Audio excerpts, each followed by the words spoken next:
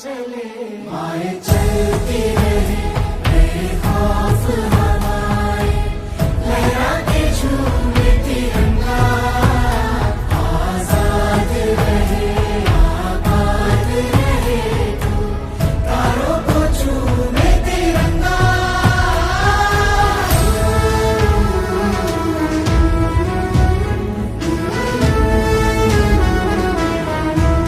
माए तेरे लिए मर मिटेंगे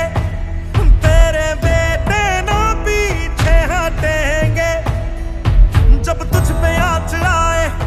हमें तू पुकारने बलिदान का बहाना हमें बार बार देना ये जो जानवान है तेरे सामने क्या है कोई शूरवीर ही प्राण दान देता है माँ से है माटी माँ से है माथा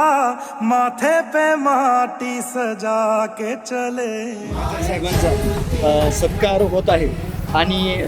हा सत्कार करण्याचा उद्देश एवढाच आहे की यांच्या जीवन प्रवासाचा यांच्या या देश बजावण्याचा सर्व विद्यार्थ्यांनी त्याचबरोबर तरुण युवकांनी प्रेरणा घेऊन भारत देशासाठी सेवा करण्यासाठी सैन्य दलामध्ये दाखल व्हावं हीच सर्व गावकरी मंडळांची या निमित्ताने